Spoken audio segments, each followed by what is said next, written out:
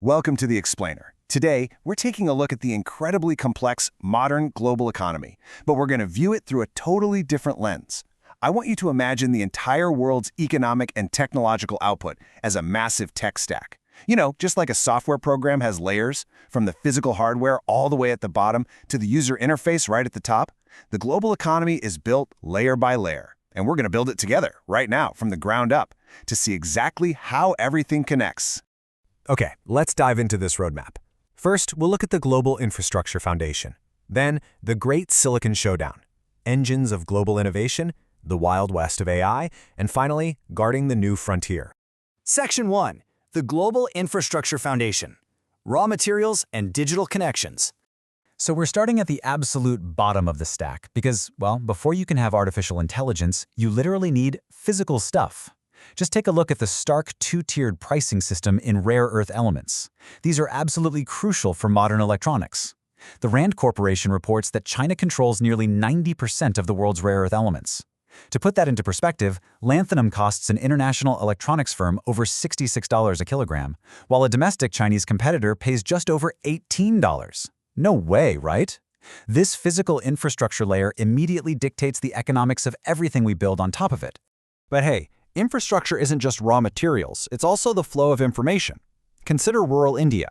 Before mobile phones, local fishermen would bring their daily catch to market, and prices would just fluctuate wildly. A fisherman might sell his catch for pennies, while the next village over was experiencing a total shortage. But introduce a simple piece of information infrastructure, the mobile phone, and the market instantly transforms. Fishermen could suddenly call ahead, compare rates, and route their boats to the best market. Prices quickly stabilized. It perfectly illustrates how basic digital connections build a stable foundation for local and ultimately global economies.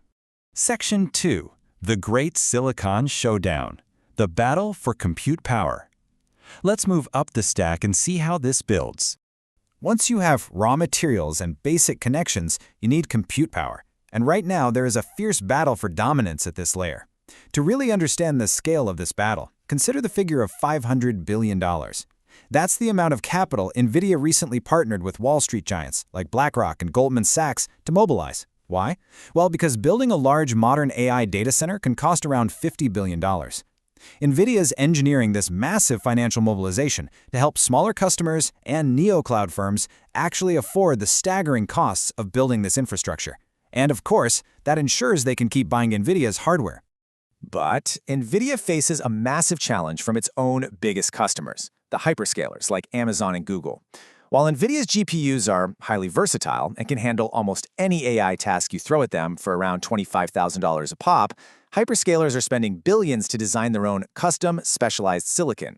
These in-house chips might only be a fraction of the cost. Sure, they're less versatile, but they're perfectly tailored for specific known workloads. So we've got this incredible showdown at the hardware layer.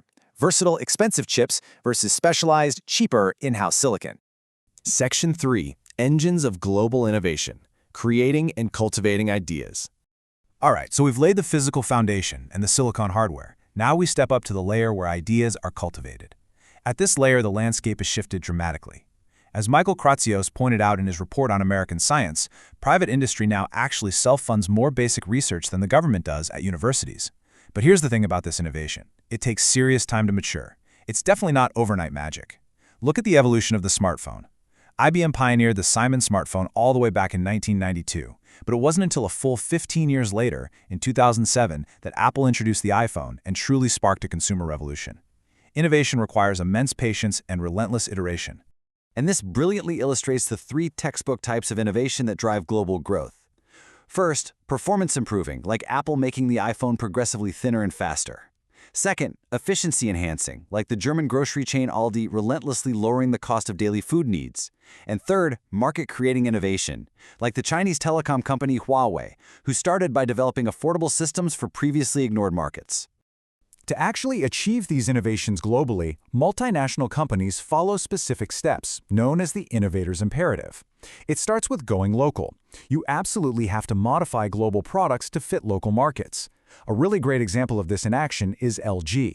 They don't just innovate from one central hub. They have 89 global R&D subsidiaries strategically located close to their customers around the world. This ensures they truly understand local needs before uncovering those underlying global principles. Section 4. The Wild West of AI, Taming the Digital Frontier. Ascending to the software application layer, we enter a fast-moving, honestly kind of lawless frontier. So how do we make sense of it? Economist Darren Isimoglu offers a fascinating historical parallel. Think about early humans domesticating wolves into dogs. It was a risky ancient technology for sure, but it gave humans enhanced physical senses, smell and hearing, making us vastly better hunters. Isimoglu argues we should aim for pro-worker AI. Just like dogs complemented human physical labor rather than replacing us, AI should be designed to complement our cognitive abilities, acting as a powerful ally.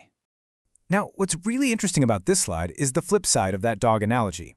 It's a stark warning from tech leaders themselves.